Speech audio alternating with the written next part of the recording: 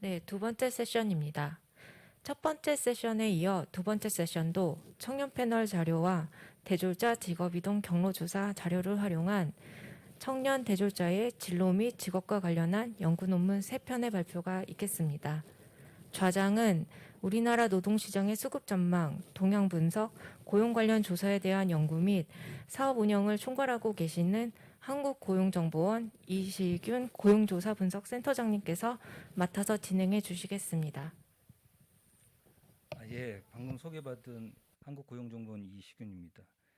이번 세션은 휴학, 그다음에 스트레스, 직업 가치가 노동시장이나 아니면은 휴학이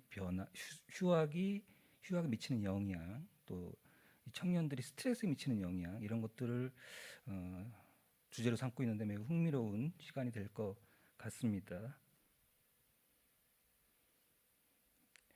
그러면은 첫 번째 발표는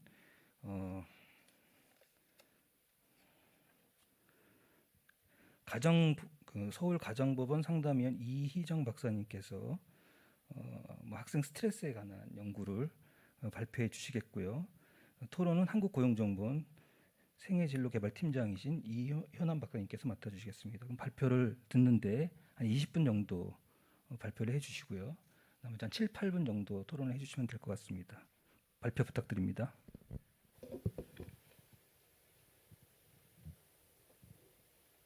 네, 마이크 들리시나요? 네. 예, 지금 소개받은 서울가정법원 상담위원 이희정입니다. 제 연구의 제목은 잠재 성장 모형과 성장 혼합 모형을 활용한 학생 스트레스의 종단적 변화, 잠재 집단 유형화에 대한 연구입니다.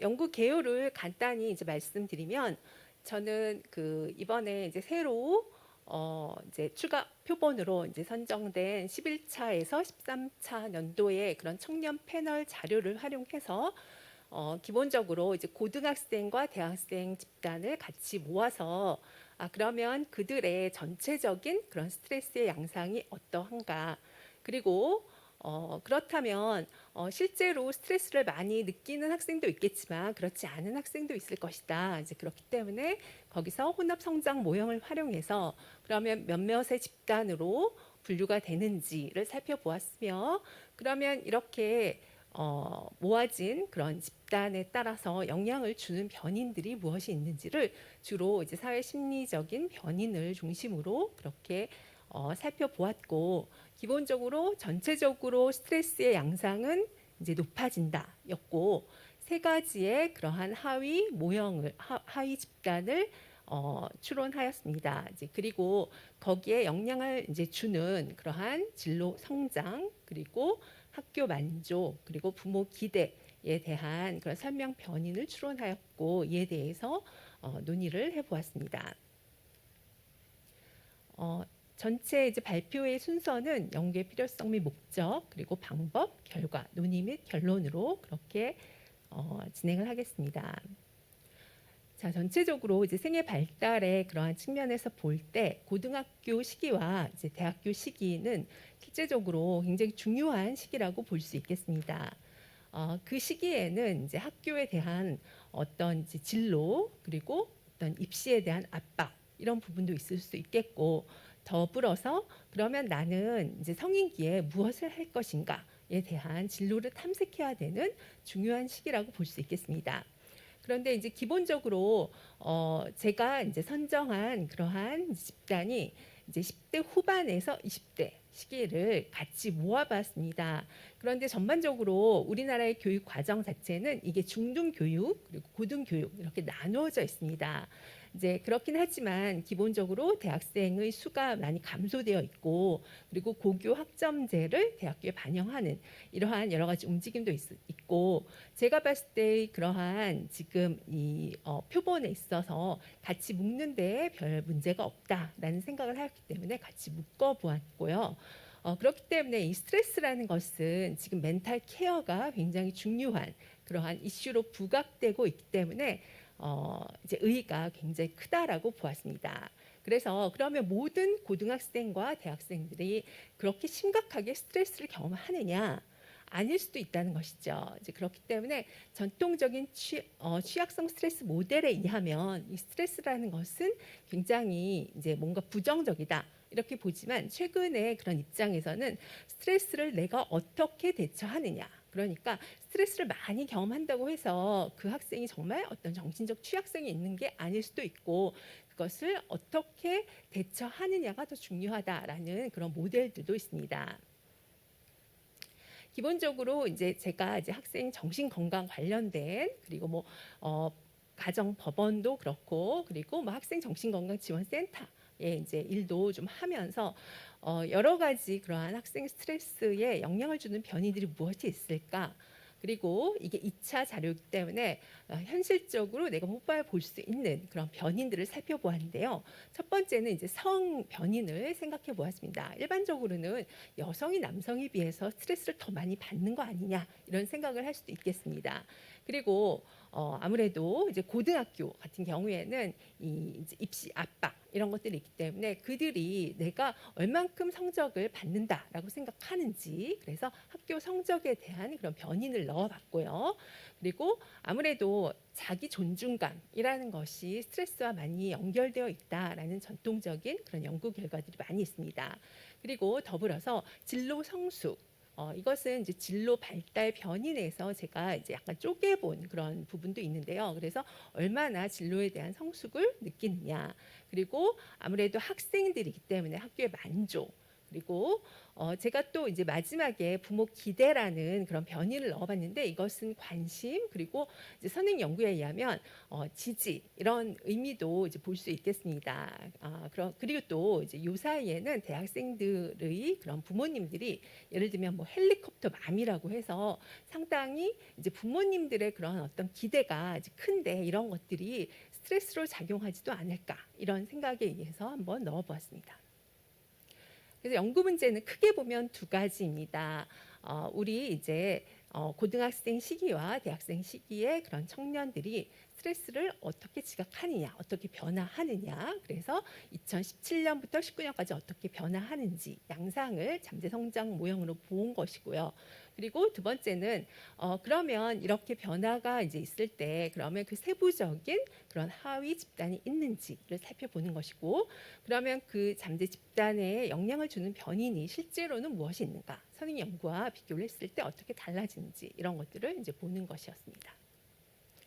연구 대상을 보면 기본적으로 이제 그 자료집에 나와 있는데요. 약간 이제 여자 집단이 좀 많고요. 그리고 거주 지역의 경우는 경기 서울이 이제 많은 그런 순서로 이제 되어 있습니다. 그리고 대상자 제가 이제 고등학생 시기와 대학생 시기를 이제 같이 이제 묶었기 때문에 17세에서 이제 24세 정도 이거는 이제 이제 2017년 기준으로 볼 수 있겠습니다. 그리고 이제 재학하는 학교의 경우에 고등학교부터 대학교까지 그렇게 분포되어 있고요. 그리고 대학생의 경우에는 4년제가 가장 많이 분포되어 있었습니다. 그리고 전공의 경우는 사회과학 계열, 그리고 공학, 그리고 의학학 순으로 이제 분포되어 있었습니다. 그리고 이제 여기서 이제 부모님과 이제 동거하는 비율은 90% 정도가 같이 살고 있다. 그래서 아무래도 지금 이 시기 우리나라 이제 상황에서 대학생이라고 해도 이제 많이 의존을 하는 그러한 양상이기 때문에 이렇게 나온 것 같습니다. 변인의 경우는 제가 학생 스트레스의 이제 변인들을 전체 이 고용정보원에서 이제 그 수집한 자료 모두를 이제 활용하였습니다. 그리고 신뢰도도 괜찮았고요. 그리고 제가 이제 재작년에는 이게 이제 학생 스트레스 변인을 한 가지를 갖고 이제 그 종속 변인으로 한번 연구를 해봤는데 이게 이제 17, 18, 19 보니까 이제 스트레스 요인이 계속 여기서 이제 수집이 되었더라고요. 그래서 제가 기다렸다가 이제 스트레스 변인을 한번 활용해 보았습니다. 성별은 여자가 이제 0이고 남자가 1이고 그리고 이제 학생 성적 그리고 자기 존중, 진로 성숙과 그리고 이제 부모 기대 변인을 제가 살펴보았습니다. 제가 2015년에 연구했던 학교 만족 변인과 그리고 재작년에 발표했던 그러한 이제 연구를 참고해서 본 연구에서는 타당도를 좀 극대화시키는, 그래서 신뢰도뿐만 아니라 제가 문항을 봤을 때 요런 변인들이 이제 부모 기대에 해당되겠구나, 자기 존중에 해당되겠구나라고 봤는데, 사실은 이게 진로 발달 변인에 다 들어가 있기 때문에 이게 연구의 제한점일 수도 있겠습니다. 분석 방법을 보면 기본적으로 전체적인 그러한 양상을 이제 스트레스의 변화는 잠재 성장 모형으로, 이것은 이제 SPSS와 에모스를 사용해서 살펴봤고요. 그리고 여기서 성장 혼합의 경우에는 M 플러스 8.4를 제가 이제 활용하였습니다. 8.4부터는 이제 여기서 이제 로짓 같은 경우에 자동으로 계산이 되더라고요. 그래서 M 플러스가 계속 발전을 하기 때문에 이 성장 혼합의 경우에 이제 많은 연구가 이제 아주 손쉽게 가능한 상태입니다. 주요 변인의 특성, 여기서 그 외도와 첨도에서도 이상이 없었고요. 그리고 기본적으로 이제 여기서 이제 성별만 보면 이제 여기서 여성이 조금 많은데, 성적은 이제 여자 학생이 좀 더 이제 높은 것으로 나왔는데, 이건 전체적으로 봤을 때 그렇게 큰 의미가 있는 건 아니고요. 처음에 잠재 성장 모형의 경우에 그러면 변하지 않는 모형과 이제 선형의 경우에 선형 모형이 이제 유의하게 나왔고요. 그러면서 전체적으로 그러면 스트레스는 이제 증가된다라고 그렇게 볼 수 있는데, 그러면 이 모든 학생들이 다 스트레스를 많이 느끼느냐? 그건 아니죠.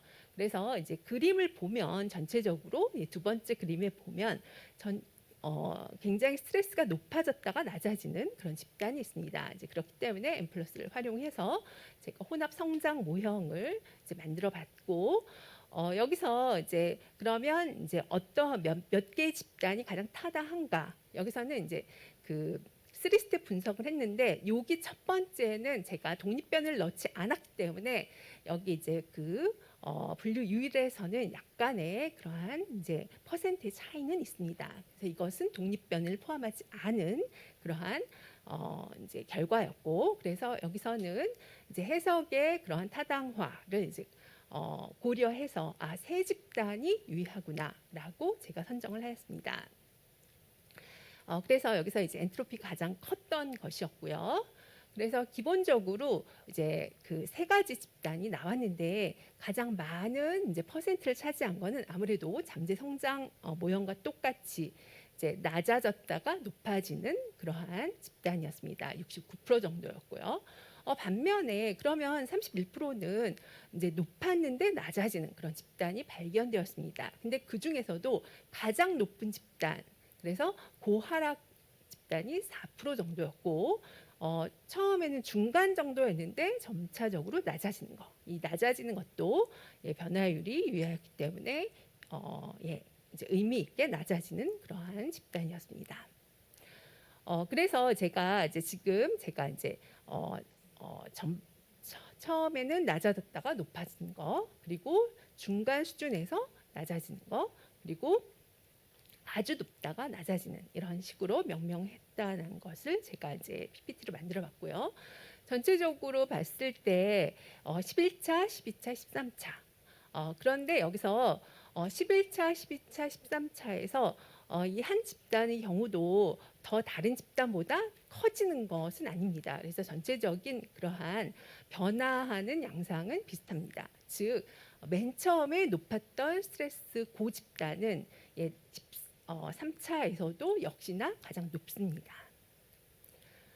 그러면 이제 세 번째 연구 문제로는 이제 두 번째이죠. 그래서 잠재 집단 분류에 대한 그런 설명 변인의 영향력을 살펴보았는데요. 여기서는 이제 세 집단이기 때문에 두 집단씩 이렇게 해석을 할 수 있겠습니다. 그래서 오드 레이쇼로 이제 해석을 해보면, 진로 성숙 수준과 학교 만족이 낮을 경우에 저상승 집단에 비해서 중하락 집단에 속할 가능성이 높았습니다. 그리고 이제 부모 기대에 더욱 부응할수록 저상승 집단에 비해서 고하락 집단에 속할 가능성이 높은 것으로 나타났습니다. 부모 기대에 덜 부응할수록 고하락 집단에 비해서 중하락 집단이 이제 가능성이 높았는데, 이제 원래 선행 연구에서 얘기한 성별과 자기 존중은 관련이 없는 것으로 나왔습니다. 그리고 진로 성숙이 높을수록 저상습 집단에 비해서 고하락 집단에 속할 가능성이 높았고, 그리고 학교 성적이 높고, 그리고 진로 성숙의 정도가 낮을수록 고하락 집단에 비해서 중하락 집단에 속할 가능성이 높게 나타났습니다. 이게 오드 레이쇼로 그렇게 해석을 하다 보니까 그렇게 이제 표현이 되었습니다. 자, 그러면 이제 연구 문제가 두 가지였죠. 그래서 첫 번째, 스트레스가 어떻게 시간에 따라서 어떻게 변화되느냐. 그래서 전반적으로 증가하는 양상이다라고 그렇게 잠재 성장 모형에서 나왔습니다. 그리고 이제 성장 혼합 모형에 근거해서 봤을 때 그러면 세 가지 집단으로 분류가 된다라고 보았고, 잠재 성장과 비슷하게 전체적으로 낮았다가 높아지는 게 거의 한 9% 정도 되었는데, 그 반면에 높았는데 낮아지는 집단이 31% 정도 되었습니다. 그리고 이제 여기서 이제 잠재 계층 분류에 영향을 주는 변인 중에서 성과 자기 존중은 유의하지 않았습니다. 그리고 이제 학교 성적은 1.10 수준에서 이제 유의하게 나왔고, 그러면서 이제 반면에 여기서 이제 중요한 학교 만족이라든지 아니면 진로 성숙 그리고 부모 기대 변인이 유의한 변인으로 나왔는데요. 뭐 여러 가지 이제 수준에서 생각을 해볼 수 있겠지만, 학교 만족이라는 그런 변인은 아무래도 많은 이제 학생들이 이제 시간을 많이 보내기 때문에 그런 부분에 있어서 좀 더 주의를 기울이는 정책이 필요하지 않을까 이런 생각을 해보았고요. 그리고 이제 부모 기대가 여기서 이게 긍정적인지 부정적인지 요거는 좀 더 생각을 해봐야 되는데, 이 스트레스가 굉장히 높았던 집단의 그런 학생들이 부모 기대를 많이 유념한다. 이런 부분이 어떻게 보면은 이게 한 인간이 분리 개별화돼서 독립을 해야 되는데, 우리나라가 아무래도 이제 이 관계 중심적이어서 그런지 부모 기대가 영향을 많이 주었습니다. 이런 부분은 조금 더 유념해서 해석도 하고 시사점을 더 살펴볼 필요가 있을 것 같습니다. 그래서 이제 부모 기대에 관련된 그런 논의를 조금 더 향후에도 신경 써야 될 것 같고요. 본 연구의 경우에는 아무래도 2차 자료를 활용하였기 때문에 이게 완전하진 않겠고, 그리고 제가 선택한 변인에도 제한점이 있을 수 있겠습니다. 그렇지만 무엇보다도 제가 이제 스트레스 변인이 나오기를 되게 기다렸는데요. 그렇기 때문에 이러한 이제 스트레스를 활용한 그러한 전국 자료를 통해서 어떤 학생 스트레스에 대한 객관적 이해를 높이고, 이 관리를 위해서 필요한 그러한 이제 독립 변인들을 한번 살펴봤다라는 의의를 보겠습니다. 이상으로 발표는 마치겠습니다. 예, 이어서 이은원 박사님의 토론을 듣도록 하겠습니다. 네, 토론을 맡게 된 한국고용정보원의 이효남입니다. 먼저 그 소중한 연구를 해주신 발표자분께 감사드리고, 또 토론할 수 있는 기회를 주셔서 감사를 드립니다. 사실 지금 이 스트레스라는 주제는 청년층에게 매우 중요한 주제라고 생각을 합니다. 왜냐하면 지금의 시대는 청년층의 진학, 취업, 사실 다 쉬운 시기는 아니기 때문에 이 스트레스가 어떻게 변화하고 있는지, 특히 본 연구자가 이 3개년에 걸친 종단 분석 자료를 활용해서 청년층의 스트레스 변화를 보여주고, 또 그 안에서 개인차의 변화 양상을 보여줬다는 점에서는 저는 매우 의미가 있다라고 보여집니다. 특히 우리가 그 스트레스 변화를 살펴본 이후에 어떤 요인들이 스트레스를 높이고 낮추는지 이 독립변인과의 관계를 해석하게 되면, 그 이후에 우리가 교육적으로 또 정책적으로 어떤 개입이 가능할지에 대한 인사이트를 얻을 수 있기 때문에, 그런 다른 변인과의 관련성으로 이제 해석해 보고자 한 시도도 이제 의미가 있다라고 생각이 됩니다. 근데 저는 이제 오늘 그 발표자분의 발표 내용에 대해서 몇 가지 또 드리고 싶은 질문, 또 개인적인 제언으로 토론을 하고자 합니다. 그 변수에 대한 부분을 발표자분도 말씀을 해주셨는데 저도 이제 변수를 보면서 우리가 패널 조사 데이터를 쓰기 때문에 패널에서 측정하고 있는 것을 이제 변수로 할 수밖에 없는 상황이죠. 그래도 이제 변수를 어떻게 잘 명명하고 그 측정된 문항을 그 변수를 명명한 거의 타당성에 대한 부분을 같이 한번 생각해봤으면 좋겠습니다. 먼저 그 종속 변수의 스트레스라는 개념인데 본 논문에서 학생 스트레스라고 이제 개념을 하고 있고 측정한 문항들을 보면 정신적으로나 육체적으로 감당하기 힘들다. 뭐 기본적인 욕구가 충족되지 않다. 뭐 할 일이 많아서 중요한 일을 잊은 적이 있다. 이렇게 저희가 청년 패널에서 측정하고 있는 문항들인데 그러니까 스트레스라는 게 이제 심리적이고 또 육체적인 긴장 상태를 의미하죠. 근데 이제 그 안에 좀 더 구체화하면 이게 진로 스트레스인지 또 취업 스트레스인지 뭐 학업 스트레스인지 직무 스트레스인지 이렇게 다양한 그 스트레스의 구인 개념으로 명명을 할 수 있습니다.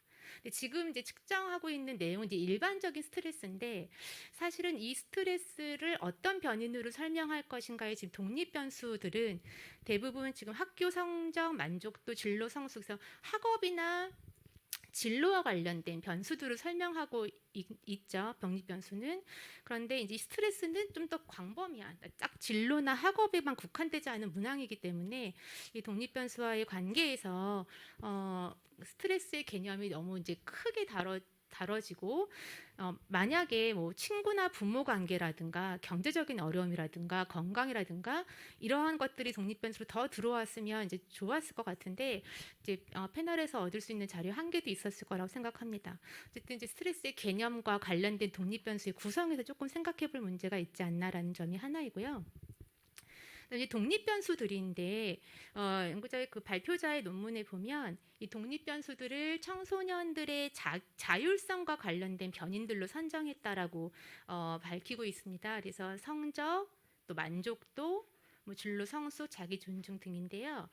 일단 저는 이제 학교 만족도 같은 경우에 문항을 보면 학교 시설에 대해서 만족하느냐, 또 강의실이나 교실 분위기에 만족하느냐, 교수진에 만족하느냐 이제 이런 내용들이거든요. 그래서 이것을 학생의 자율적인 동기와 관련된 변인으로 볼 수 있을까라는 생각을 잠깐 해봤습니다. 물론 동일한 환경에서도 내가 더 만족하는지의 측면에서 보면 자율성 과 관련된 변이로 볼 수 있지만 제반 환경 차이는 학교의 수준 차이나 지역 차이이기 때문에 이게 학생의 자율적 동기랑 관련 없는 요인이라고 볼 수 있지 않을까라는 생각이 하나 들었고요. 근데 가장 중요한 건 발표자분도 약간 제한점 말씀하신 것 같아요. 부모 기대라는 변이입니다.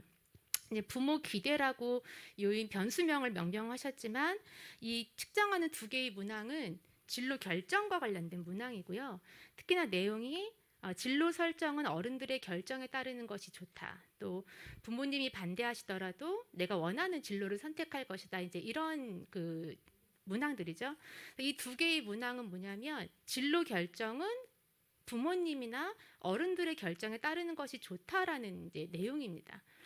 그래서 이것을 부모 기대 부응이라고 봐야 하나 저는 사실 그 의문이 가장 들었습니다. 왜냐하면 진로 의사 결정을 사실은 이거는 진로 의존과 관련되거든요. 부모의 기대나 지지라 관심이라기보다 부모에게 결정을 진로 결정 이론에서는 오히려 이제 반대가 되는 그러니까 독립적인 의사 결정을 하지 않는 그 요인인데 그것을 부모 기대로 했기 때문에 이 부분을 조금 질문을 드리고 싶었습니다. 이제 그러다 보니까 독립 변수들이 다른 부분들 예를 들어 학교 만족, 성적, 진로 성숙도는 높을수록 자율적인 거라고 해석될 수 있는데 이 부모 기대는 관심과 지지가 아니라 사실 내용을 보면 이 변수의 점수가 높을수록 자율적인 것이 아니라 학생이 자기주도적으로 진로를 결정하지 않고 진로 의존에 가까운 거라고 봐야 되지 않은가 저는 그렇게 생각을 하고요. 특히 또 이제 하나 약간 이제 봐야 될 게 연구자가 진로 성숙도라고 측정한 문항에 보면 그 안에 또 어떤 문항이 들어가 있냐면 나는 어른들의 결정보다 내가 원하는 진로를 선택할 것이다라는 문항이 포함되어 있습니다.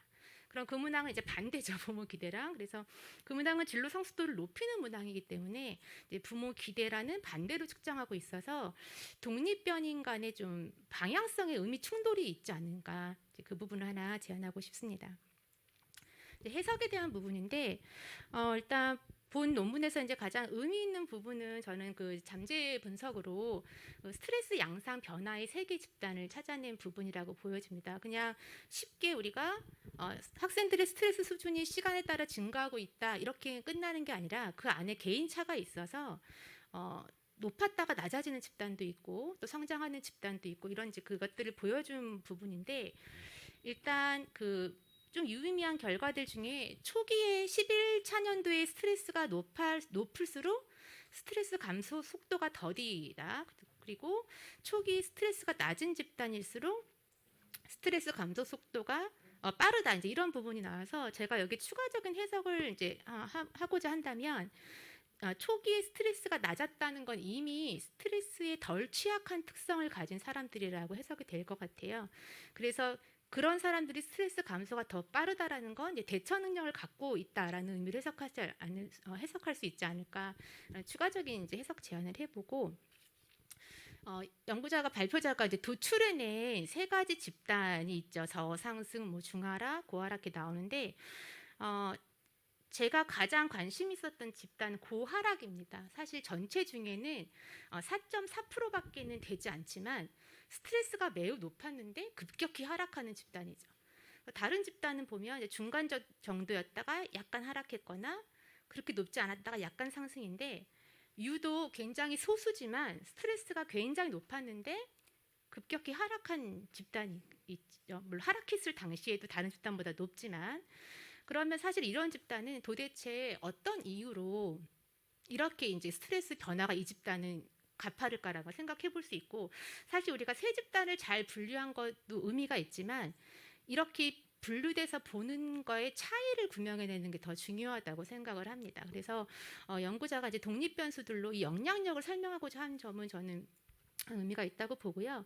특히 이제 고하락 집단을 우리가 잘 분석해내면 이 집단이 이렇게 스트레스가 높았다가 낮아질 때 요인을 잘 밝혀내면 교육적인 개입 또 정책적인 지원에 대한 인사이트를 얻을 수 있기 때문에 이 부분이 중요하다고 생각을 합니다. 근데 지금 이제 변수 이 분석한 결과에서 아까 앞에 그 변수랑 사실 약간 관련되기 때문에 제가 이 부분 해석도 제가 맞게 이걸 이해한 것인가라는 부분은 좀 질문을 드리고 싶었습니다. 그러니까 진로 성숙이나 학교 만족도 점수가 낮을수록 스트레스 하락 집단에 속할 가능성이 있다. 그래서 이 부분을 제가 어떻게 해석해야 될까라는 퀘스천이 하나 있었고요.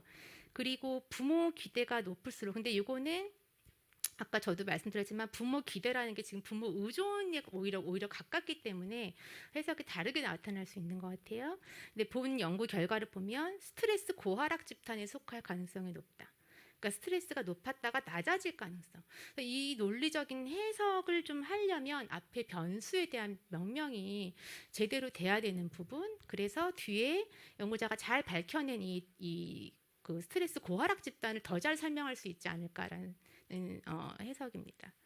네, 마지막으로 좀 추후 연구 방향이라고 할까요? 몇 가지 좀 아이디어라고 좀 드리고 싶은데 일단은 저는 아까 그 고하락 집단을 잘 그 변별해낼 수 있을 만한 독립변인들을 좀 정교화하면 굉장히 좋은 논문이 될 거란 생각이 들었고 두 번째는 이런 생각을 했습니다. 지금 본 데이터는 11차에서 13차까지 그러니까 고1 약간 17세에서 24세까지인가요? 이제 그 연령대를 보면 너무 많은 다양한 그 대상별로 진로 과업이 되게 다른 시기들이 한 번에 포함돼서 분석됐다고 느껴집니다. 예를 들면 고1에서 고3이 될 때, 또 고등학교에서 대학으로 이제 변환하는 사람도 있었을 거고 그 안에서는 또 24세면 아직 취업은 안 됐을까요? 대학교 1학년에 있다가 취업을 하는 졸업반까지 갈 때가 되면 지금 이 2,000명 데이터 안에는 너무 다른 진로 과업을 겪는 대상들이 혼재되어 있다고 생각이 듭니다. 그래서 사실은 그러니까 저는 이제 집단을 나누어서 분석하면 개인 상황의 진로 과업에 따른 스트레스 변화 양상을 볼 수 있지 않을까라는 생각을 했습니다. 예를 들면 고등학교 저학년에서 고등학교 고학년으로 간다. 그럼 그때는 진학 과정에서 이제 스트레스 변화가 될 거고, 고등학교에서 대학으로 가는 경우는 대입에서 이후에 자율적인 환경에 노출될 때 스트레스 변화, 또 대학교 저학년에서 졸업반으로 가면 취업 준비 상황에서 스트레스 변화가 되면 동일한 진로 과업에서 누구는 스트레스가 계속 상승하고 누구는 떨어지고 할 때 어떤 차이가 훨씬 더 우리가 인사이트 있는 정보를 얻을 수 있을 것 같고요. 지금처럼 전 그 진로 과업이 하나로 있을 때는 누구는 대학을 들어가면서 뭐 그 진로 스트레스가 낮아지고 누구는 고1에서 고3이 되면서 높아지고 이런 과업들이 혼재돼 있을 가능성이 있기 때문에 집단을 나눠보는 것도 의미가 있을 것 같다. 그리고 추가적으로 이제 20년 자료가 나오면 20년도에도 지금 스트레스 문항이 이제 있다라고 하면 사실 코로나를 겪은 거죠. 그래서 코로나 상황을 겪은 이후에 이 청년층님들의 스트레스 변화를 보는 것도 이후 논문 주제로는 또 의미가 있지 않을까라고 생각합니다. 오늘 어쨌든 좋은 제가 논문을 읽고 또 우리가 이 스트레스라는 주제를 가지고 개인차의 어떤 변화 또 거기에 영향을 미치는 진로 관련된 변수들을 보면서 앞으로 이러한 주제의 연구들로 좀 연구자 발표자 논문에서도 지금 학교에서 학생들의 스트레스 관리를 하기 위한 뭐 정서행동 검사를 의무적으로 하고 있는 어떤 정책적인 그 부분의 얘기도 언급이 되셨는데 이런 스트레스 관리와 관련된 교육적이고 또 정책적인 함의를 이끌어낼 수 있는 더 의미 있는 연구가 되기를 기대합니다. 네, 토론을 마치겠습니다. 예, 토론 발표 감사드리는데요. 온라인상에서 질문이 하나 들어왔는데요. 저도 사실은 이 질문 내용과 비슷한 유사한 문제를 좀 가지고 있어요. 그러니까 스트레스를 가지고서 분석하는 것이 꽤 흥미로운 주제이기 때문이기도 한데 그 스트레스를 측정하는 것이 과연 적절한 것인가에 대한 질문 같습니다. 잠재 성장 모형에서 스트레스 초기치 분산이 4에 가까운데 이게 일반적으로 이런 경우에 해석이 가능하겠느냐, 특히 변화율이 충분치 않은 상태인 걸 의미하는 것 같은데요. 그랬을 때 이제 그 표 8과 같이 이렇게 나눴을 때의 분석 결과가 이러한 그 변화율이 작아서 이런 결과 나오는데 영향을 미친 게 아닌가 하는 의문이 든 질문 같습니다. 이것까지 포함해서 마지막으로 발표자의 코멘트를 듣겠습니다. 네네. 네, 먼저 그 지금 토론해 주신 소중한 의견 너무 감사드리고 기본적으로 이제 이게 이제 2차 자료를 활용하다 보니까 이제 이러한 그 설명 변인을 이제 추출하는데 제한점도 있고 그렇긴 하는데 이제 실제로 이 이제 변인에 있어서 기본적으로는 이제 원래는 이제 자기 결정 이론에 근거해서 이제 유능감, 자율성, 관계성 이제 이런 부분을 사실은 이제 처음에 이제 보려고 했던 거죠. 그래서 성적이 유능감, 자율성에 대한 것이 사실은 이제 진로 성숙 이제 이런 부분으로 보려고 했고, 그다음에 원래는 이제 부모 기대나 뭐 아니면 의존 이런 게 아니라 관계성 이런 부분을 사실은 좀 이제 보려고 했는데 이제 이제 제가 이제 이제 변인을 뽑는데 그러한 이제 여의치 못한 그런 부분이 있었고 이제 추후에 요 부분을 아까 말씀하신 것처럼 이게 이제 저는 이제 고등학생과 대학생을 같이 또 이제 봤는데 상당히 다를 수도 있다. 이제 그렇기 때문에 이거를 이제 끊어서 한번 분석할 필요도 있을 것 같고요. 그리고 지금 여기 이제 질문 들어온 것은 일단은 이제 제가 연구 문제가 2가지이긴 하지만 첫 번째가 이제 변화의 그런 양상이 어떠한가에서 제가 이제 잠재 성장 모형을 이제 썼는데 여기서 이제 분산이 그렇게 이제 크기 때문에 제가 이제 다시 이제 성장 혼합 모형으로 넘어가는 것이고 예, 이제 여기서 이제 분산이라고 했는데 아마 이것은 여기 제가 이제 그 페이지로 보면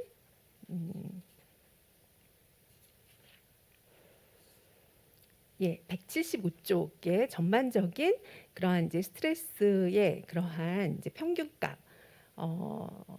여기 이제 기본적으로 평균의 초기치가 7이고 이제 베리언스 말씀하시는 것 같아요. 근데 여기서의 이 초기치가 이제 3.935. 그런데 이제 그 뒤에 페이지를 보면 그렇기 때문에 이제 이러한 개인의 변인의 값이 굉장히 광범위하기 때문에 제가 이 부분을 이제 집단으로 그렇게 그 다음 단계로 집단을 나누었던 것이죠.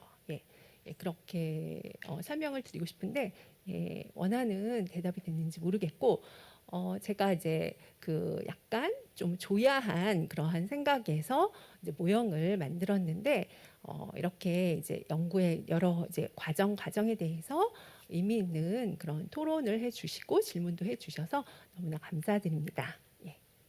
발표해 주신 이정 박사님, 토론해 주신 이효남 박사님께 다시 한번 감사 말씀드리겠습니다.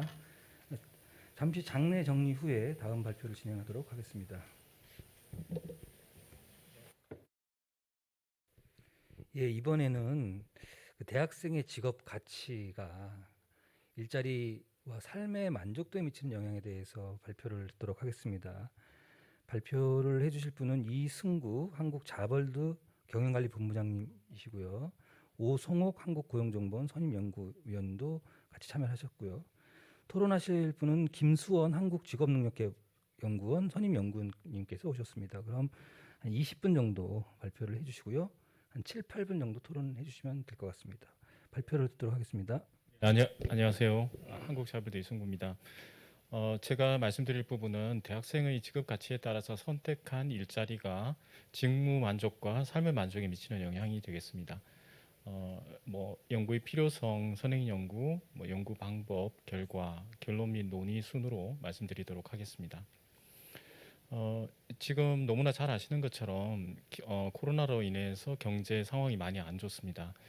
그리고 더욱 문제가 되는 것은 이번 코로나19의 상황은 그동안 우리가 경험했던 금융위기와는 좀 다르게 좀 더 영구적인 어떤 데미지가 있지 않을까 하는 그런 의견들이 있고요.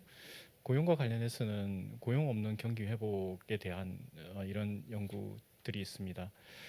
그리고 실제로 그 청년 실업과 관련해서는 이제 통계청 자료를 보더라도 우리나라의 이제 미래를 짊어지고 나갈 대학생들의 경우에 많이 소속돼 있는 청년청의 경우에도 보면 고용률이 상당히 떨어지고 있고 최근에는 조금 회복세로 가고 있습니다만 일반 취업률에 비해서는 굉장히 높은 실정이라서 이게 어제 오늘의 문제는 아니지만 특히나 최근의 상황은 더욱더 어려운 것으로 가고 있습니다. 이런 점에 좀 착안을 해서 그 대학생들이 직장을 구하고 일자리에서 만족하는 것이 바람직한데 이런 어떤 결과들을 패널 조사를 활용해서 조금 상관관계도 살펴보고 전후 관계를 보면서 조금 더 만족스러운 생애 만족을 위한 준비라든지 또 취업 준비 과정은 어떻게 하는 게 좋을지 한번 생각해 보았습니다. 취업과 관련해서 우선 그 직업 가치 부분을 살펴보았는데요. 직업 가치라는 것은 잘 아시는 것처럼 직업을 바라보는 어떤 자신의 신념이 되겠습니다. 그래서 크게 학자들에 따라서는 다르게 분류하지만 대체적으로 내재적 영역, 외재적 영역 이렇게 나누고 있습니다. 그 내재적 가치라고 하는 것은 이제 책임이라든지 대인관계 또 뭐 자신이 갖고 있는 그런 성장 가능성 이런 것에 조금 더 의미를 부여하는 것이고요.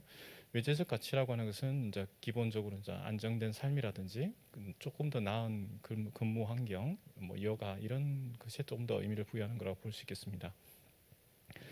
직무 만족과 관련해서는 이제 개인이 그 직무를 하면서 얻게 되는 경험들이 있는데요. 이것에 대해서 자신이 이제 느끼게 되는 상태를 얘기하게 되겠습니다. 또 유사한 개념으로서는 이제 직장에서의 만족도 있을 수 있기 때문에 직장 만족이라든지 또 이런 개념들도 있습니다. 삶의 만족과 관련해서는 개인이 삶의 전반에 걸쳐서 느끼는 주관적인 만족도를 얘기합니다. 이것은 물론 이제 개인적으로 다를 수 있겠습니다.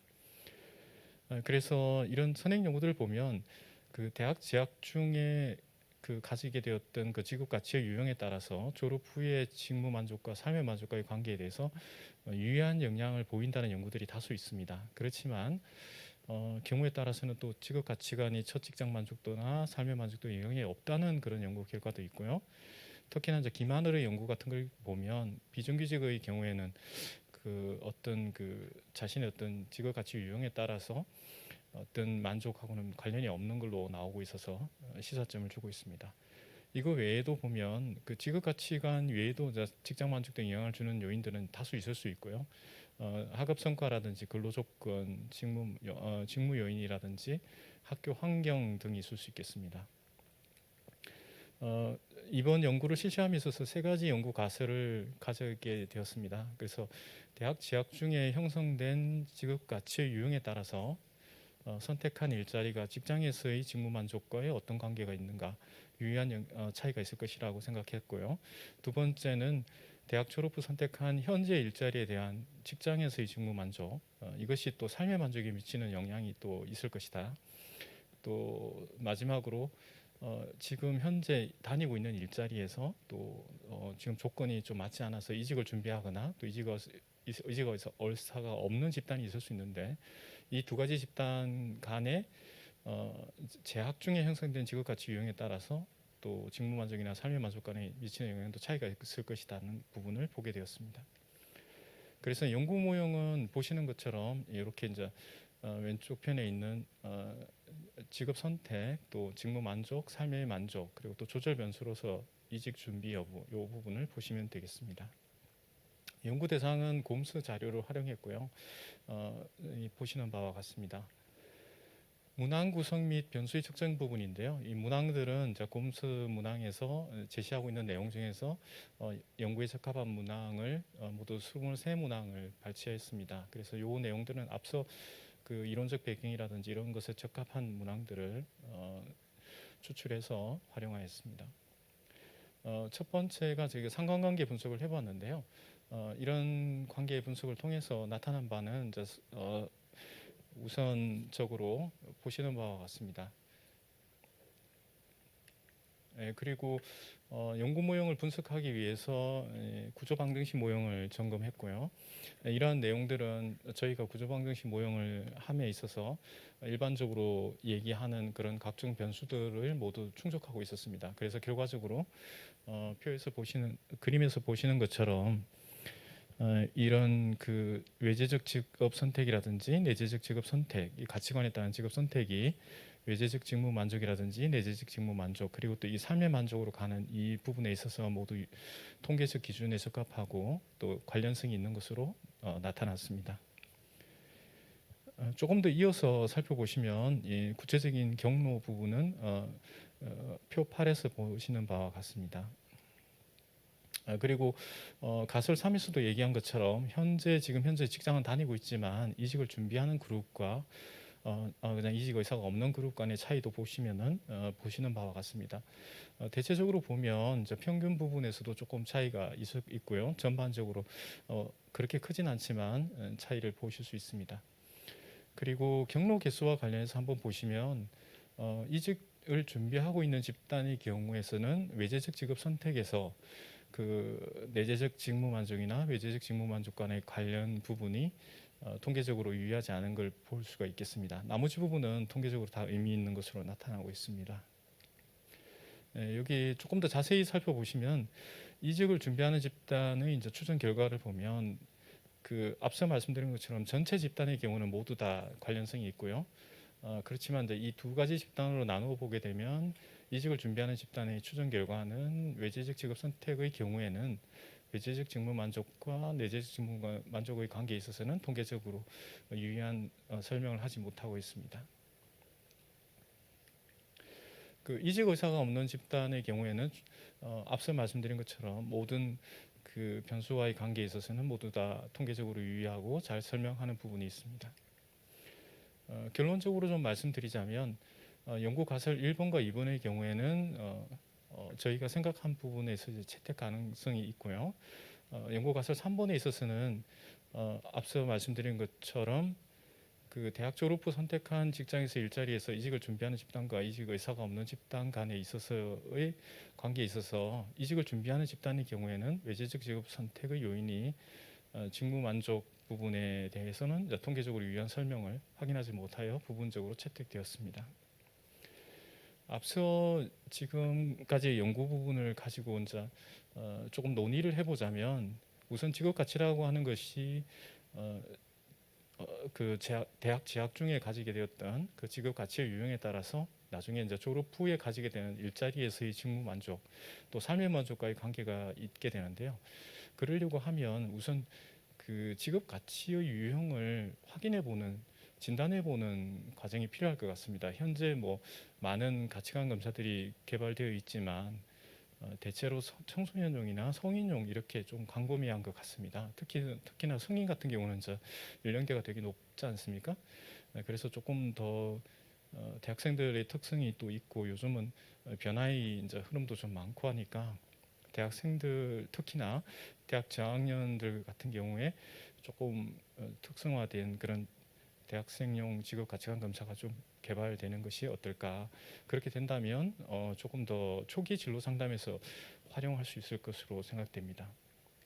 예, 두 번째 부분은 대학생 시절에 갖게 되는 이런 직업 가치의 유형과 그리고 또 최종적으로 직무 만족 그리고 삶의 만족에 미치는 영향이 있다고 하면 이런 어떤 삶의 만족까지를 바라보는 단순하게 대학생들이라 그러면 뭐 취업이 많이 어려우니까 취업을 당장 걱정하게 되는데요. 그렇지만 또 취업도 중요하지만 또 계속적으로 직장 생활을 해야 된다는 입장에서 보면 삶의 만족 부분까지도 연계하는 생애 진로 프로그램이 필요하지 않겠는가, 네, 이런 것에 대한 생각이 듭니다. 다른 연구에서도 보면 뭐 직업 선택의 부분에 있어서 뭐 우리가 흔히 생각하는 여러 가지 뭐 직업 고용 안정성이라든지 뭐 급여 수준 뭐 이런 것도 있지만 내재적 직업 요인이라고 할 수 있는 적성이나 흥미 부분이 갈수록 조금씩 낮아지는 경향이 있습니다. 그래서 아무래도 여러 사람들이 생각하는 외재적인 부분이 조금 더 강조되고 있는 점에서 볼 때 이런 것들을 좀 참고하는 전체적인 프로그램들의 개발이 필요하지 않을까 하는 생각을 해보았습니다. 그리고 굉장히 어렵게 대학생들이 취업을 하지만 또 최근 여러 자료들을 보면 입사를 하고 나서도 조기에 퇴사하는 그런 경우가 많이 있습니다. 그래서 이제 이유를 물어보면 조직이나 직무에 좀 적응하지 못했다든지 또 여러 가지 이제 급여나 복리, 후생에 대한 불만들이 있습니다. 이것을 보면 매우 안타까운 일이라고 생각됩니다. 어떻게 보면 개인적으로도 그렇고 또 조직적으로도 그렇고 어려운 점이 많이 있는데요. 이런 점들과 관련해서는 최근 그 2030 세대의 특성들을 좀 반영해서 조직 적응과 관련된 프로그램도 조금 가치라는 부분을 얘기하다 보면 이런 신념이라든지 이런 부분들은 심층 상담을 통해서 많이 이루어지기 때문에 이런 부분들도 조금 고려된다면 많이 도움이 될 것으로 생각됩니다. 예, 이상입니다.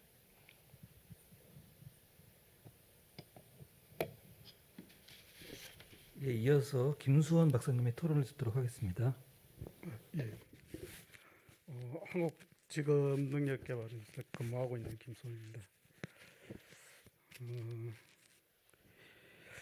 그 이승우 박사님하고 오승우 박사님 그 좋은 연구 논문 하시느라 수고 많았습니다. 이게 이제 그 대졸자 취업 진로 패널 데이터를 통해서 검증을 하고 이를 통해서 대학생들이 효과적인 취업 준비를 지원하는 방안을 위한 시사점을 제공하고 있습니다. 특히 대학 재학 중 가진 직업 가치의 유형들이 졸업 후 선택한 일자리에서의 직무 만족과 삶의 만족에 대체로 영향을 미친다는, 특히 이제 긍정적인 영향을 미친다는 그런 기존 선행 연구의 결과를 재확인했다는 점에서 연구의 의의가 있다고 판단됩니다.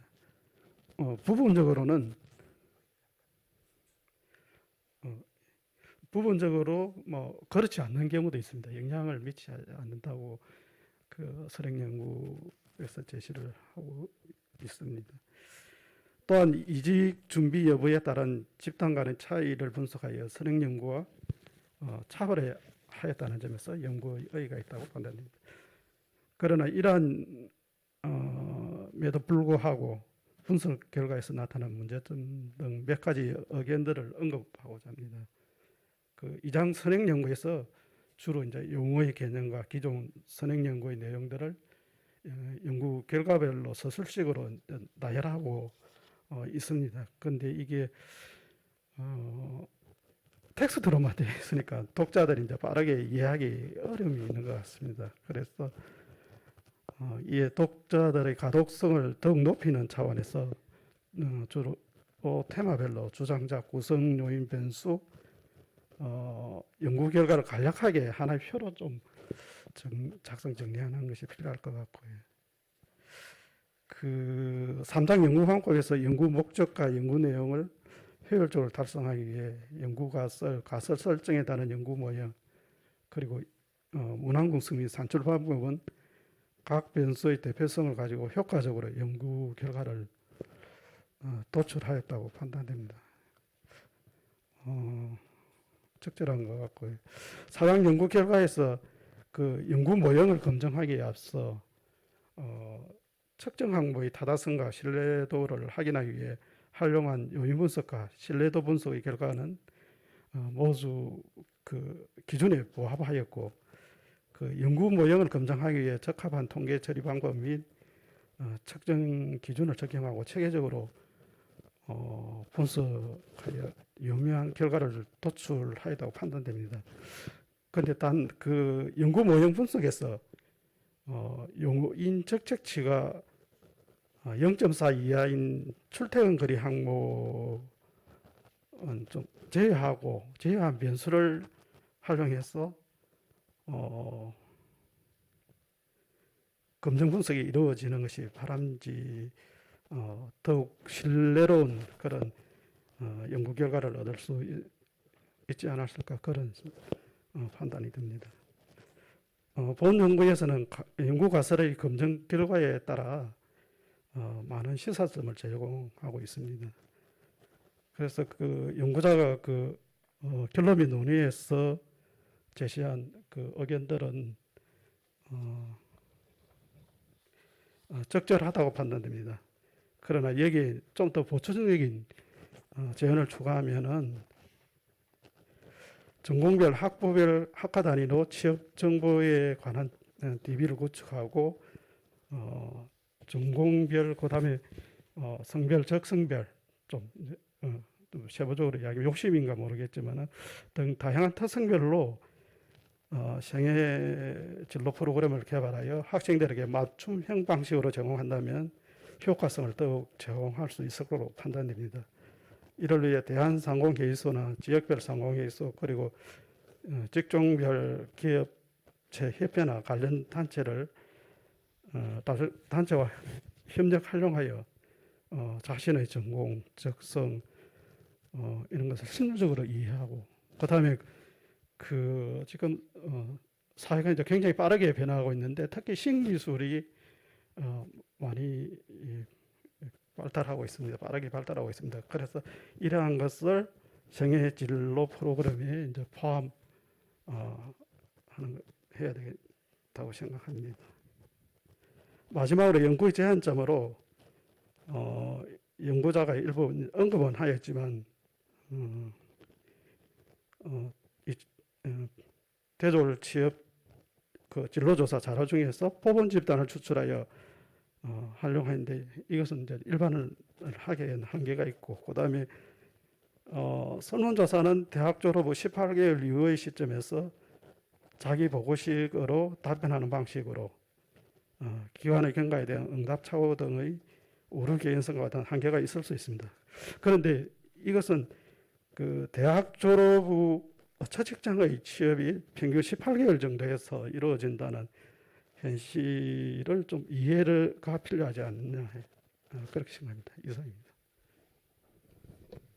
예, 저는 매우 흥미롭게 들었는데요. 특히 이제 표 10에서 보시면 이직 의사가 있는 집단하고 없는 집단의 외재적 직업 선택이 내재적 직무 만족에 미치는 효과가 극적으로 변하는데, 이직 준비하는 사람들이 이제 내재적 직무 만족에 관심이 없어진 거로 이렇게 해석되지 않을까 싶은데, 이게 기존의 연구와도 부합하는 연구 결과라서 이 곰수 데이터로 이런 직업 가치와 관련된 연구를 이렇게 풍부하게 할 수 있다는 점이 매우 반갑고 의미가 있다고 평가를 하고 싶습니다. 그러면 토론 들으셨으니까 거기에 대해서 코멘트 부탁드리겠습니다.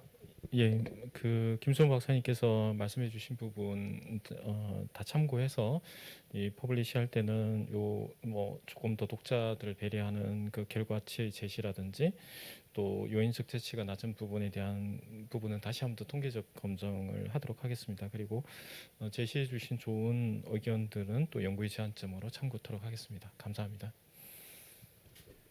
예, 이승구 한국자벌드 경영관리본부장님 그리고 토론해주신 김수원 박사님 모두 다시 한번 감사드리겠습니다. 잠시 장례 정리 후에 다음 발표 듣도록 하겠습니다.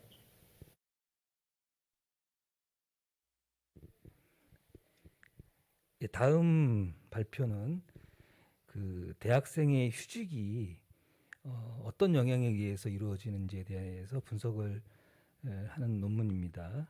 평택대학교 김수경 교수님이 발표를 하실 텐데 이 불가피한 사정으로 참석을 못하시고 영상으로 발표 영상을 보내주셨습니다. 영상을 보고 그다음에 김창한 한국교육개발원 선임연구위원님께서 토론으로 오셨습니다. 그 토론을 이어서 듣도록 하겠습니다.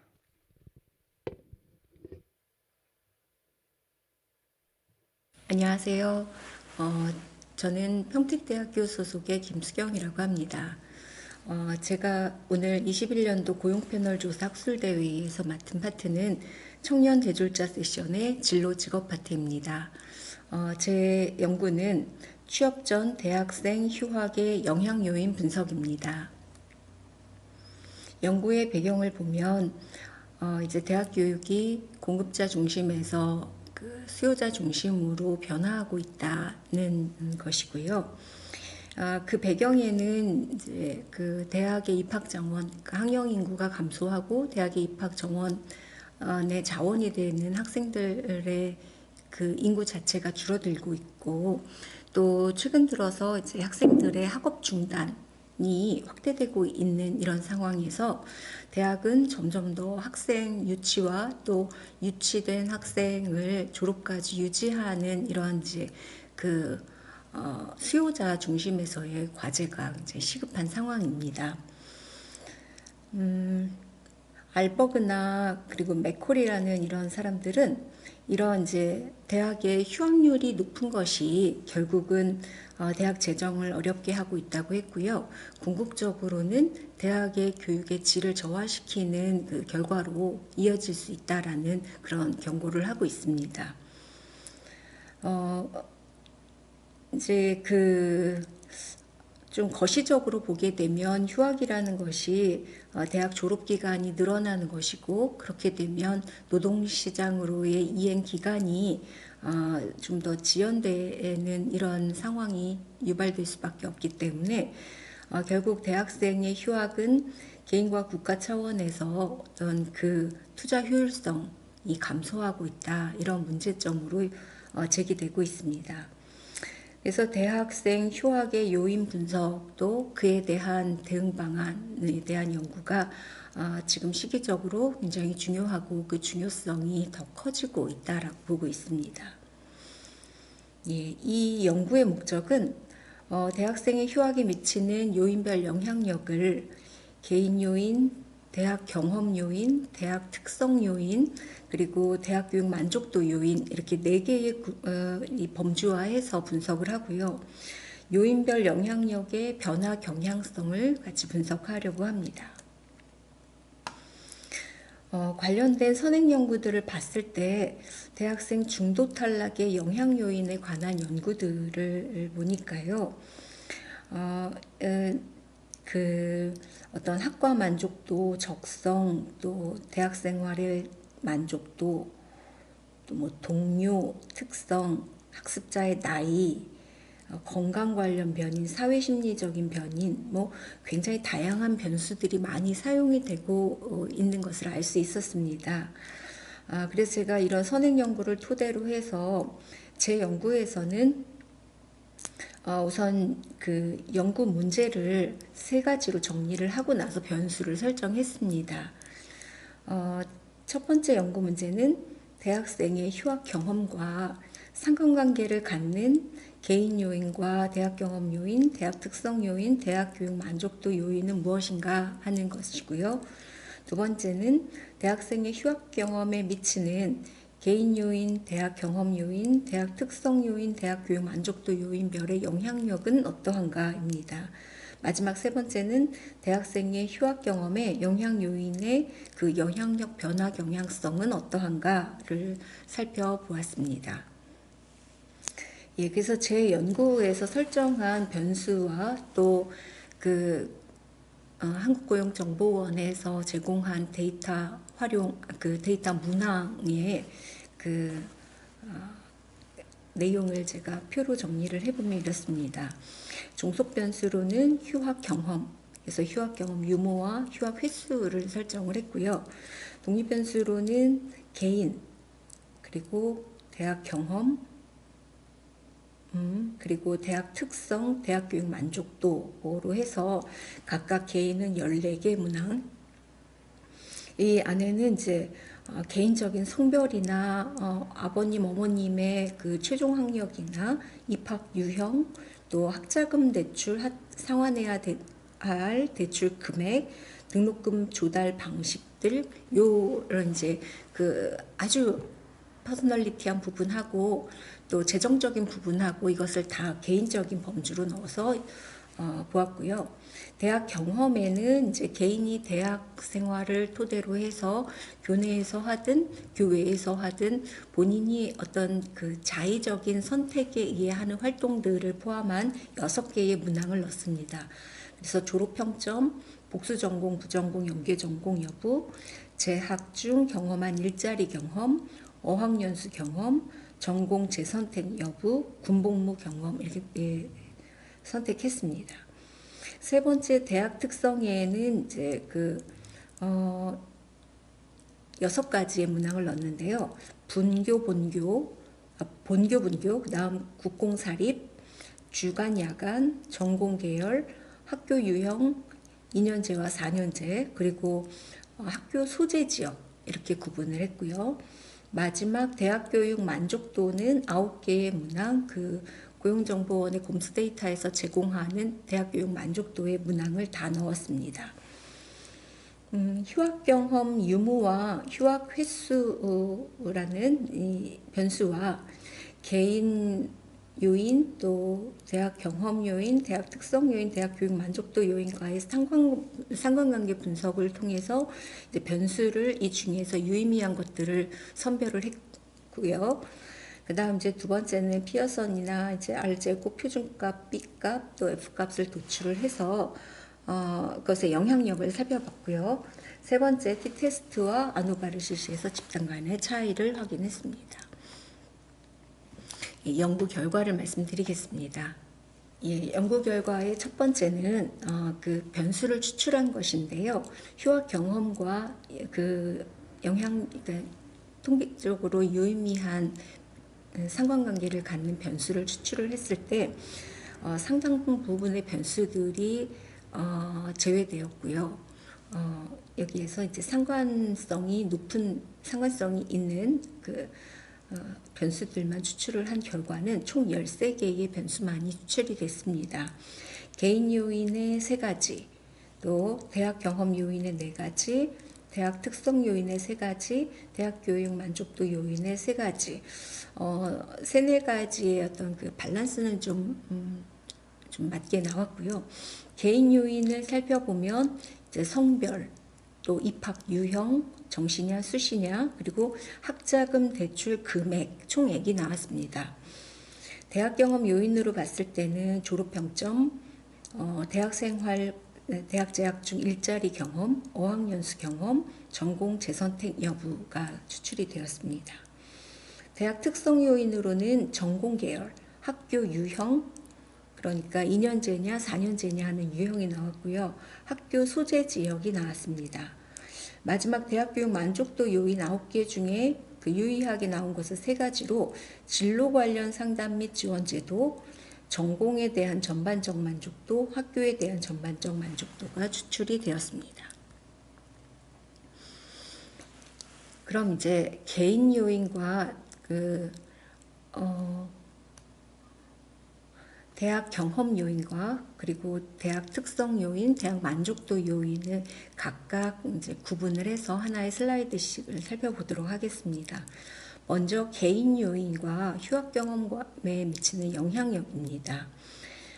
휴학 경험 유무의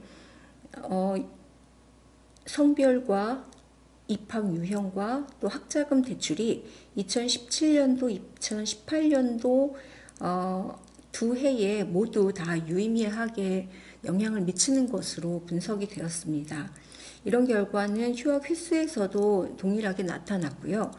결국은 휴학 경험 유무와 휴학 횟수에 개인적으로 성별, 또 입학 유형, 학자금 대출 금액이 모두 2017, 18년에서 모두 유의미한 영향을 미치는 것으로 분석되었습니다. 이 중에 특히 휴학 경험 유무와 그리고 휴학 횟수에 그 영향력이 크게 두드러지는 개인 요인은 학자금 대출 금액으로 분석이 되었습니다. 그래서 휴학 경험 유무의 학자금 대출 금액의 그 영향력을 1.386, 2017년도에요. 2018년도에 1.371로 상대적으로 굉장히 높은 영향력을 끼치는 것으로 분석되었고요. 학자금 이 대출 금액은 휴학 횟수에도 상대적으로 높은 영향력을 미치고 있었습니다. 다음은 두 번째 그 요인으로 대학 경험 요인과 휴학 경험의 영향력을 분석한 결과입니다. 대학 경험 요인에서 졸업 평점, 재학 중 경험 일자리, 어학 연수, 전공 재선택은 휴학 경험 유무와 휴학 횟수에 모두 유의미한 영향력을 미치고 있었고, 그 중에서 특별히 상대적으로 영향력이 높은 변수들을 좀 더 선별해 보면 휴학 경험 유무와 휴학 횟수에서 동일하게 졸업 평점 그리고 어학 연수가 2017년도, 18년도에 그 두 해에 마찬가지로 영향력이 상대적으로 높게 나왔습니다. 추가적으로 휴학 횟수에서 2018년도에 졸업평점과 어학연수 이외에도 재학 중 경험 일자리와 전공 재선택 또한 다른 영향력에 비해서는 높게 나왔습니다. 그러나 이제 상대적으로 그 휴학 경험 유무에서는 졸업평점과 어학연수, 휴학 횟수에서도 졸업평점과 어학연수가 다른 변수에 비해서는 영향을 더 크게 주는 것으로 분석되었습니다. 세 번째는 대학 특성 요인입니다. 휴학 경험 유무와 휴학 횟수에 영향을 끼치는 대학 특성 요인은 전공 계열, 학교 유형, 학교 소재지 이 세 가지 변수가 모두 다 유의미한 영향을 미치고 있었습니다. 그 중에 상대적으로 높은 영향력을 끼치는 것을 부가 설명을 해보면 휴학 경험 유무에서는 학교 유형이 2017년도, 18년도에 모두 상대적으로 높은 영향력을 보였고요. 휴학 횟수에서는 마찬가지로 학교 유형이 2018년도에 좀 두드러진 영향력을 보였습니다. 이제 마지막 그 대학 교육 만족도 요인이 휴학 경험에 미치는 영향을 살펴보겠습니다. 휴학 경험 유무와 휴학 횟수에 영향을 미치는 변수, 대학 교육 만족도 변수인 요인인 진로 관련 상담 및 지원 제도, 전공에 대한 전반적인 만족도, 학교에 대한 전반적인 만족도가 모두 유의한 영향을 끼치고 있는 것은 앞의 분석과 마찬가지인데요. 이 중에서 상대적으로 좀 높은 영향력을 끼치고 있는 것들을 추출해 보면 휴학 경험 유무에서는 전공에 대한 전반적인 만족도가 2017년에도 2018년에도 높은 것으로 분석이 되었고요. 휴학 횟수에서도 마찬가지로 전공에 대한 전반적인 만족도가 2017년도, 18년도에 상대적으로 좀 높은 것으로 분석이 되었습니다. 다만 추가적으로 휴학 횟수에 영향을 미치는 2018년도의 변수로 진로 관련 상담 및 지원 제도가 좀 눈여겨볼 만한 분석이 되었습니다. 예, 이제 그 요인별로 휴학 경험의 영향력 순위를 한번 이제 살펴봤을 때, 이제 그 17년도를 기준으로 살펴봤습니다. 왜냐하면 17년도의 영향력과 18년도의 영향력을 단순 비교하는 것보다는 17년도의 영향력을 기준으로 해서 18년도의 영향력이 증가세와 감소세를 보이는 것을 살펴보는 것이 더 중요하다고 판단을 했고요. 특히 그 영향력이 더 커지는 그런 증가세를 보이고 있는 변수에는 저희가 주목할 필요가 있겠다는 그 관점을 가지고 진행을 했습니다. 그래서 2017년도에 휴학 경험 유무에 영향을 미치는 요인을 영향별로 랭킹을 해보면 개인적인 요인의 학자금 대출 금액, 성별, 입학 전형, 정시와 수시, 즉 개인적인 요인의 세 가지가 다 가장 높은 변수로 추출이 되었고요. 그 중에서도 월등하게 높은 영향력을 가진 것이 개인의 학자금 대출 금액으로 분석이 되었습니다. 그 다음으로는 대학 경험이 그 높은 것으로 분석이 되었는데요. 대학 경험 세 가지 변수가 모두 추출이 되었고 그 안에서의 순위를 보면 졸업 평점, 그 다음이 어학연수 경험, 그 다음이 대학 중 경험한 일자리 경험입니다. 그 다음에는 대학 특성 변인과 대학 만족도, 대학 교육 만족도의 그 요인들의 영향력이 좀 번갈아 가면서 이제 그 순위를 보이고 있는데요. 우선은 대학 특성 전공 계열이 높게 나왔고, 그 다음은 대학 교육 만족도 중에 전공에 대한 전반적인 만족도, 그 다음이 대학 특성의 학교 소재 지역, 그리고 마지막으로 진로 관련 상담 및 지원 제도의 만족도가 영향을 끼치는 것으로 순위가 분석되었습니다. 휴학 횟수에 영향을 미치는 요인의 영향력으로 순위를 보면 마찬가지로 개인의 학자금 대출 금액, 즉 학자금 대출 금액에 따라서 휴학도 결정이 되지만 휴학이 반복되는 데에도 영향력이 가장 큰 변수로 추출이 되었습니다. 그 다음은 대학 특성으로 분석이 되었습니다. 대학 특성 중에서 학교 유형, 그러니까 2년제 대학이냐 4년제 대학이냐에 따라서 휴학을 한 번 한 학생이 두 번, 세 번의 횟수가 늘어나는 이 영향력으로 두 번째 순위를 갖게 되었고요. 세 번째는 대학 경험으로 전공 재선택 여부, 마지막은 학교에 대한 전반적인 만족도가 휴학 횟수에 영향을 미치는 높은 영향력을 미치는 이런 변수로 추출이 되었습니다. 예, 다음에 그 휴학 경험에 미치는 영향력에 증가하고 있는 영향 요인만을 추출을 해봤습니다. 2017년도, 2018년도에 좀 제한된 분석이긴 하지만 이 2년간의 이 영향력이 좀 증가한 변수만을 살펴봤을 때 휴학 경험 유무에서는 대학 특성, 즉 학교 유형, 2년제냐 4년제냐 하는 이 특성, 그리고 대학 경험, 그리고 대학 특성의 전공 계열, 이 부분이 영향력이 더 증가하고 있는, 좀 높게 증가하고 있었고요. 그리고 개인의 학자금 대출 금액은 실제로 휴학 경험 유무와 휴학 횟수 영향에 모두 가장 높은 월등하게 높은 영향을 미치고 있는 분석에 더불어 휴학 경험 유무의 그 영향력이 또 증가하고 있었습니다.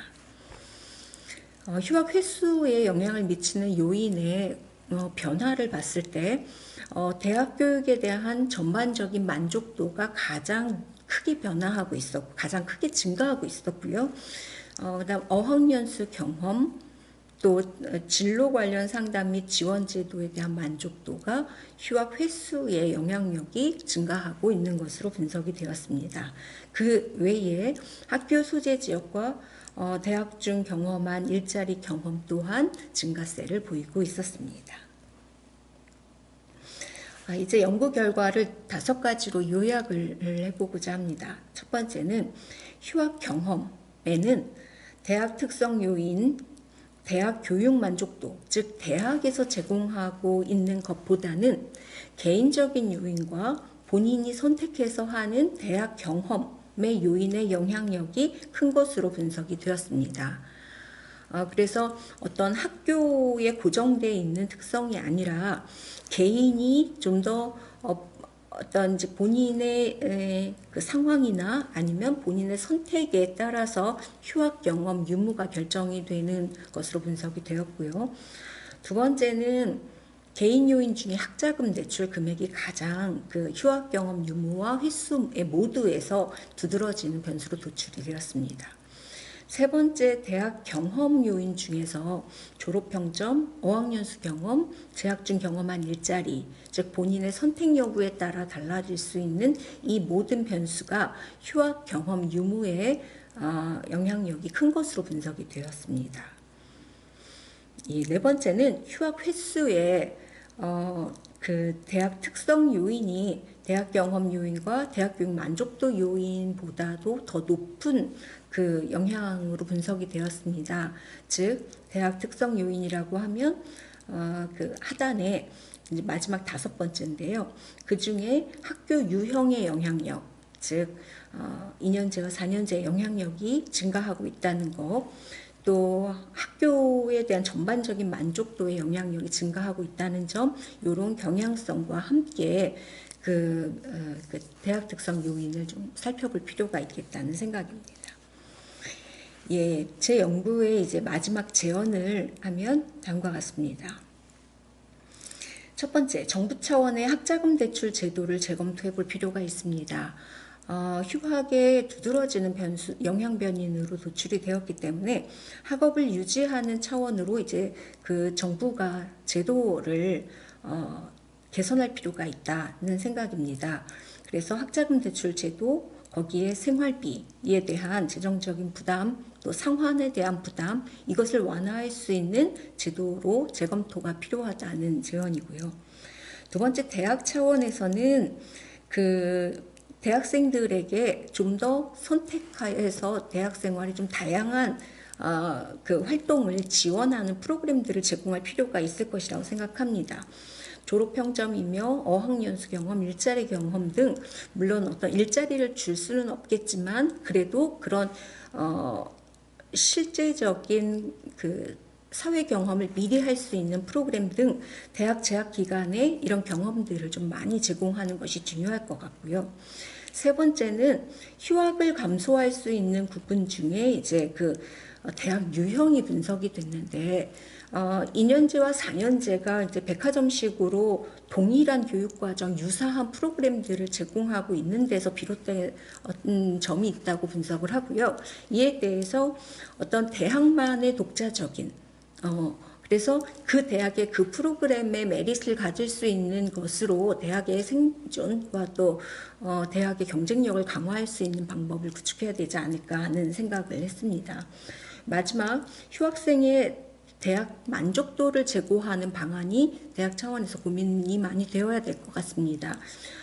분석 결과로 봤을 때 한 번 휴학한 학생들이 대학 만족도에 따라서 반복되는 결과가 도출이 되었거든요. 그래서 휴학한 학생들이 학교에 컴백해서 대학 생활을 해보려고 할 때 학교에 대한 불만족할 경우에 이것이 2번, 3번은 처음 한 것보다는 좀 용이할 수 있다는 점에서 휴학생 대상으로 컴백한 학생들을 대상으로 해서 휴학생 대상의 별도의 이제 어떤 프로그램들을 제공하는 것이 중요하겠고, 분석 결과를 토대로 봤을 때는 특별히 진로 프로그램과 상담 지원 프로그램을 제공하는 것도 중요할 것이라고 보았습니다.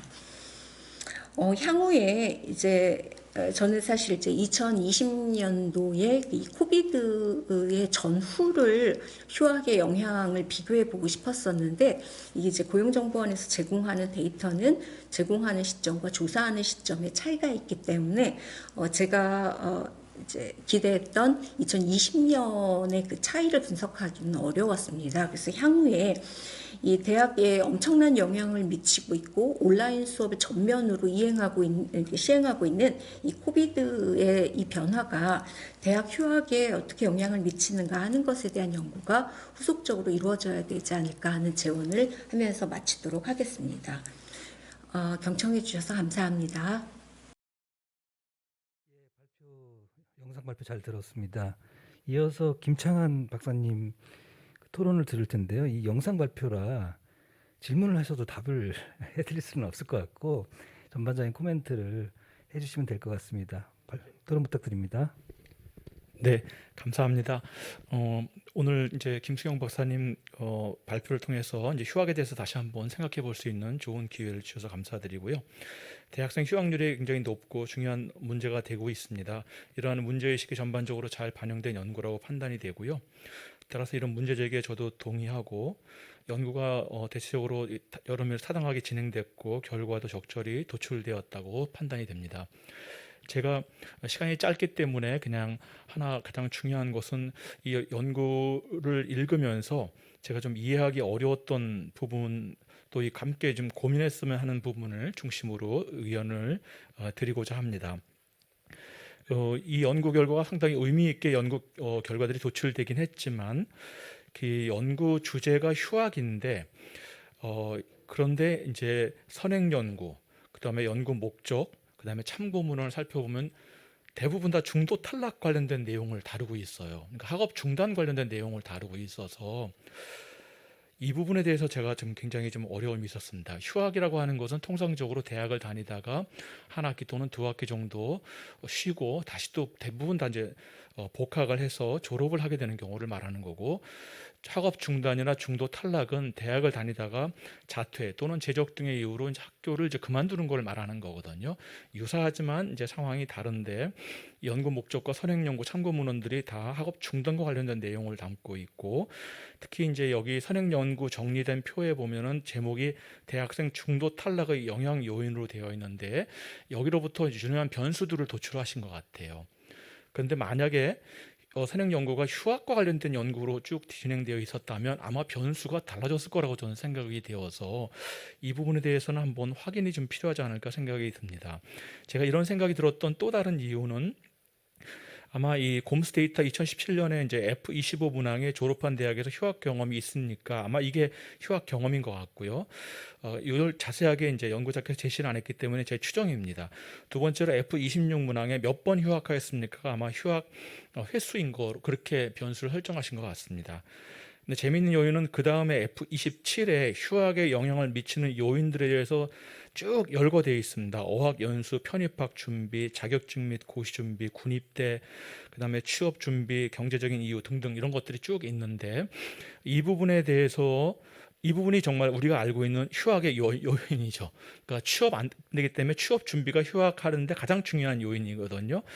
네, 이런 부분들이 휴학과 관련된 요인들이고 본 연구에서 진행된 요인들은 대부분 중도 탈락과 관련된 부분들이어서 이것을 제가 어떻게 이해해야 될지가 참 어려움이 많았습니다. 그래서 저는 이 연구가 혹시 우리가 알고 있는 이런 요인들 외에 또 다른 요인들이 있는 건지 확인하기 위한 차원의 연구인지를 한번 여쭤보고 싶었었는데요. 네. 그 연구 결과를 보게 되면은 휴학에 영향을 미치는 크게 네 가지 요인을 좀 제시하고 있습니다. 학자금 대출 금액과 어학 연수, 일자리 경험, 그 다음에 졸업 평점 점수이거든요. 여기서 이제 학점 대출 금액은 경제적인 이유와 관계된 것 같고, 어학 연수는 이미 보기에 있고, 일자리 경험도 취업 또는 뭐 경제적인 이유와 관련이 되는 거로 보여지고요. 하나 좀 특이한 새로운 발견이라고 한다면 졸업 평점 점수가 휴학에 영향을 미친다. 이 부분은 그동안 우리가 생각하지 못했던 부분인데요. 아마 좀 더 우리가 원인과 실태에 대한 분석이 좀 추가적으로 필요하지 않을까라고 생각을 합니다. 종합적으로 말씀드리면 휴학에 미치는 영향에 대해서 아마 새로운 관점에서 이렇게 새롭게 연구를 추진하신 것 같은데요. 그 연구 변인들에 대해서는 기존에 우리가 알고 있는 것들도 있고 또 새롭게 발견된 것들에 대해서는 한번 우리가 좀 더 세밀히 들여다볼 필요가 있다는 그런 점에서 긍정적인 어떤 측면이 있을 것 같고요. 만약에 향후에 이제 이 연구가 좀 더 보완이 되어서 발표가 되거나 할 경우에는 이 중도 탈락과 휴학에 대한 어떤 개념과 요인들에 대해서는 조금 한 번 더 자세히 살펴본 다음에 제시하는 것이 필요하지 않을까 이런 생각이 들었습니다. 이상 토론 마치겠습니다. 예, 토론 감사드립니다. 그 온라인상에 실시간 질문이 있는 것 같은데 저희가 시간도 넘었고요. 또 영상 발표라서 답변은 좀 어려울 것 같습니다. 그 질문 내용은 나중에 그 발표하신 분께 전달해 드리도록 하겠습니다.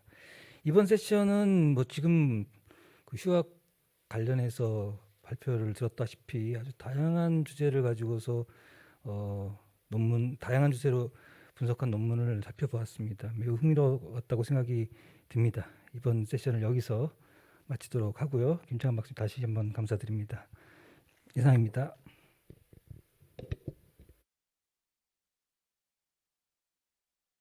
준비 관계로 잠시 뒤 4시부터 마지막 세션을 시작하겠습니다. 감사합니다.